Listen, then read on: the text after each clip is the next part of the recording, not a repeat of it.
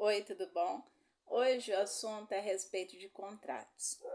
Claro, vocês sabem, né, como corretores, que a gente precisa sempre ter um contrato para fechar o negócio, né?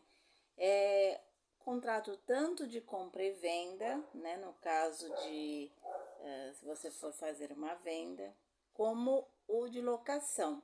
Ambos precisam estar bem elaborados e as pessoas precisam ter capacidade plena para contratar, né? Tem que ser maior de 18 anos, não pode ter nenhuma, né, nenhuma doença que o incapacite para assinar um contrato, né?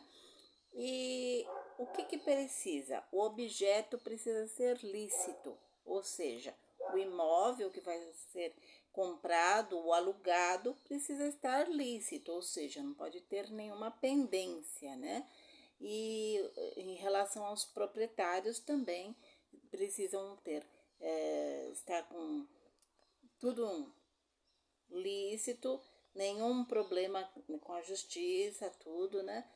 Porque assim, é o desenvolvimento, por exemplo, se vai fazer uma venda, precisa, por exemplo, se houve de uma pessoa falecida, precisa fazer inventário, e esse inventário precisa, de preferência, já estar pronto, ou se não em desenvolvimento, mas aí vai demorar mais para concluir a venda, né? Porque enquanto não estiver tudo resolvido, não existe uma permissão, pode dar um problema na justiça, né? E então assim, as pessoas sempre têm que analisar isso, tá?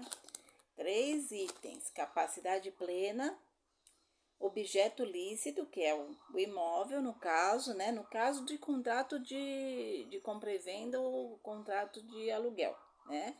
Porque existem outros tipos de contratos, existem diversos tipos de contrato, né?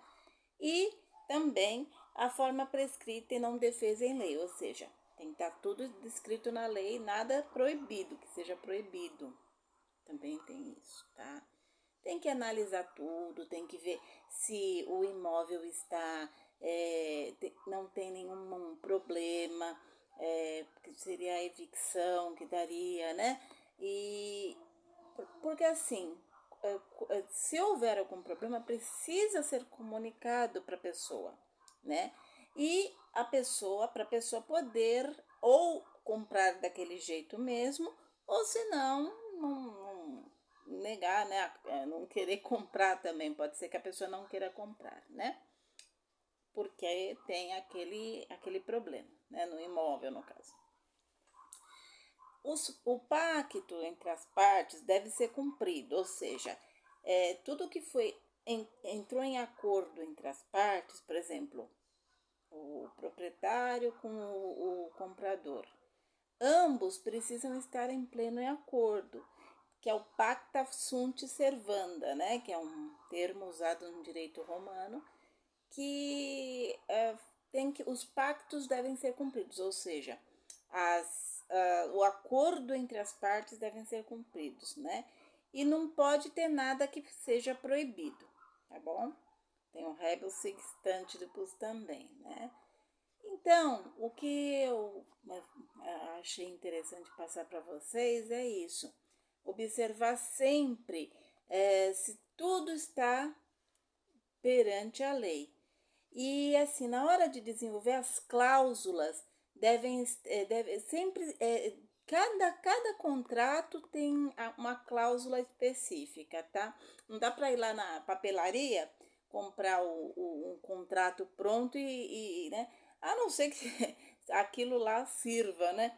Mas assim, geralmente vai faltar alguma coisa, sempre tem alguma coisa específica, sempre tem alguma coisa que é, é, tem que colocar lá no contrato para saber se está tudo certo mesmo, né? Então, assim, entre as partes, o que vai, né? E perante a lei, o que pode sair ali que não tá certo, né?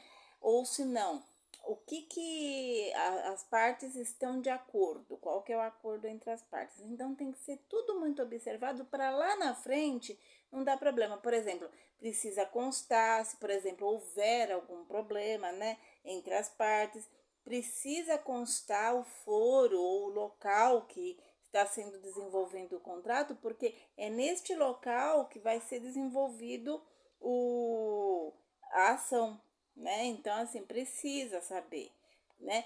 Falar, vai se desenvolver, se precisar entrar com a ação, algum tipo de ação vai ser nesse foro que vai ser dirimido os assuntos, né? Então, tudo isso precisa ser constado, porque senão as pessoas fazem, né, o contrato assim de qualquer jeito e não é, né? Como eu falei, vai lá comprando na papelaria e tá pronto. E só que lá na frente pode ser que dê algum problema. Até mesmo isso que eu falei, né? Se houver algum problema no imóvel, lá o da papelaria não vai saber, né? Que tem o problema no seu imóvel. Então, assim, precisa constar. E que a pessoa está ciente, né? Tudo isso precisa ser constado. Por exemplo, parte de vaga de garagem. Já tive um processo em relação à vaga de garagem. Tinham 2 vagas de garagem, né? E aí a pessoa precisava, queria alugar, queria vender a vaga dela e não podia, tinha todo uma coisa da convenção do condomínio, porque tem também isso, a parte da convenção do condomínio, que tinha toda uma limitação ali, né? Então, tudo isso precisa analisar, né?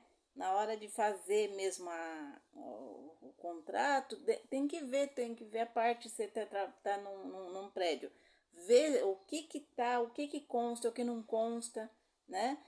Porque é o melhor para todos, tá bom? Então, observar sempre isso em relação ao contrato e para desenvolver bem, para que nunca dê problema, tá bom? Eu agradeço a atenção de vocês. Quem curtiu pode apertar aí o like, né? Compartilhar e se inscrever, né? Põe aí o sininho para se inscrever para a gente poder estar sempre em contato, tá bom? Obrigada.